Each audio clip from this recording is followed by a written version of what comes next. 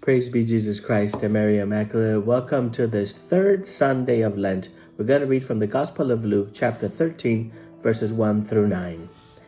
In today's Gospel, people come to Jesus with a very tragic story and they want to dramatize it. They want to trap him as always. And the story is this, that Pilate had slaughtered a group of Galileans while they were offering sacrifices in the temple. And the idea is that God was so mad at them for their sins that while they were at church, while they were in prayer, they were killed. They must have done something horrible. It was a brutal act of power, a religious atrocity for sure. The people want to know, why did this happen? Was it because they were big sinners? And Jesus does not answer in the way that they expect. He does not even get drawn into this political rhetoric or the debate about Pilate. Nor does he say that these Galileans were being punished for their sins. Instead, he shifts the focus on us. And he says, do you think that these Galileans were worse sinners than all the Galileans because they suffered in this way? No, I tell you, Jesus says, but unless you repent, you will all perish as they did.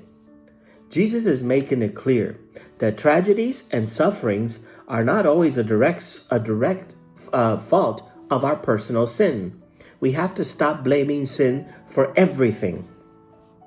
God does not sit in heaven sending disasters to punish people. But Jesus also makes another point, that suffering and death are part of life in this broken world. The real question is not why bad things happen, but how are we living in response to these things? Are we prepared? Are we living in a way that bears fruit? Because that these things were going to happen, Jesus already foretold us. To make this point, Jesus tells the parable of the barren fig tree. The owner of the vineyards wants to cut it down because for 3 years it has produced no fruit, not even bad fruit, no fruit at all. But the gardener pleads, leave it alone for 1 more year. Let me dig around it and fertilize it. If it bears fruit next year, well and good. But if not, then you can cut it down. Who is this gardener? It is Christ himself. He is the one who intercedes for us, who asks for more time, who patiently works on us, nourishing us with his grace, softening the hardness of our hearts and giving us every chance that we can get to grow and to bear fruit. The barren fig tree represents each one of us. God is patient, but time is not unlimited. The parable reminds us that life is fragile, that we cannot take for granted that we'll always have more time to change, that we always have tomorrow to forgive, that we always have tomorrow to turn back to God. No one is guaranteed the next hour of their life.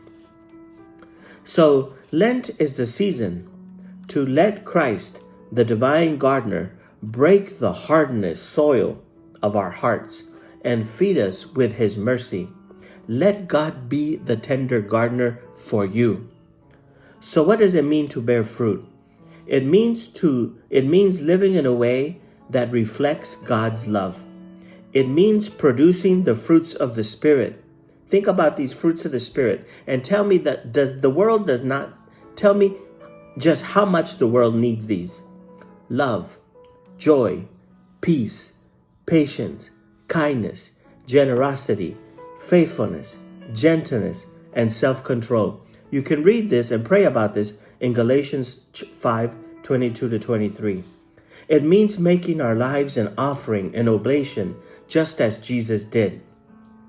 Jesus tells us in John's Gospel, no one takes my life from me. I lay it down on my own accord. John 10:18. And that is the way for the Christian. We do not simply endure life, we offer life. We give life. We are life-giving. Whatever happens to us, good or bad, we are called to live it as an offering, a gift back to God. St. Paul tells us, if we have died with Christ, we believe that we will also live with him. Romans 6:8. This is the great promise of our faith, that the tragedies and struggles of life do not have the final word. If we live as children of God, trusting in God, then even death itself is not an end, but a passage into life. Because for your faithful, says the prayers of the funeral rite, for your faithful, death does not end life, it changes it. Today, Jesus calls us to conversion, not simply to avoid sin, but to change the way we see our lives, the way we live our lives.